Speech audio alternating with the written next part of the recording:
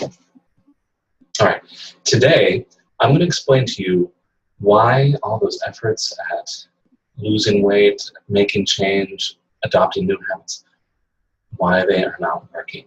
You want to learn the law of attraction? You've been making efforts. Why isn't it working? Well, I'm going to tell you. And the reason is this. People go into goals with the best of intentions. They start out with all this energy.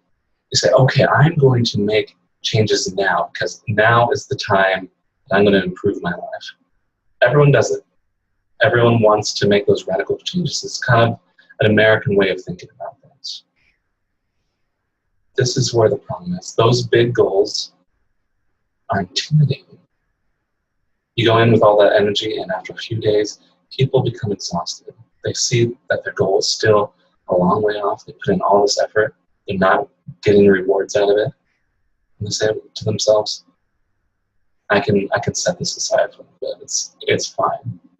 And you end up going on this roller coaster, up and down, getting sick and tired of all the failures and all the attempts. I'd like to introduce to you the principle of Kaizen. While the term itself is actually a Japanese term, it was actually developed here in the United States during the Depression era.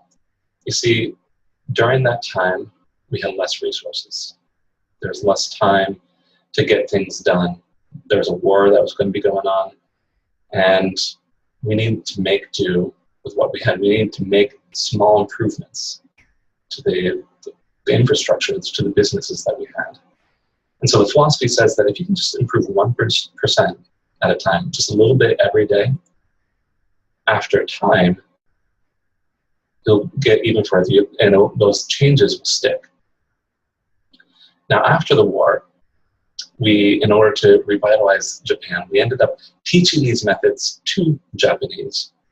And ironically enough, they adopted it more readily than we did. And so in the 70s and 80s, companies like Toyota were overtaking the American car companies. And the Americans went to them to teach them this radical Kaizen method that we had forgotten. So how does this apply to us? Well, you see, most people are looking for a magic bullet. People are looking for that one piece of advice that's going to change their lives. And the problems with a magic bullet are, one, magic bullets, they don't exist. There is not one piece of advice that's going to change you forever. There's not one thing that's going to radically change your life. And two, if there was something like that, if there were some piece of advice that was going to make some huge leaps and bounds in your life, some huge changes, people wouldn't know what to do when they got it. You see this all the time. When people win the lottery, those winnings are squandered away. The same with these goals. People make these big efforts. They don't know what to do with all that change, and they go right back to where they started, even worse for the wear afterward. So, what do we do then? How do we apply Kaizen to our own lives? Let's take the example of losing weight then. If you want to lose that 30 pounds, great. I'm all for that. Like I said before, go and lose that 30 pounds. So what are you going to do? First, you plan. You plan on what you're going to do. You say you're going to diet and exercise. Great. Go and diet and exercise. But don't go out and buy the new exercise equipment. Don't go out and hire the personal trainer right away. You're not ready for that. What you're going to do is the first thing that you do when you get out of bed, just do it one push-up for your exercise. Just a single push-up. I know you can do a single push-up. The next day, add a push-up.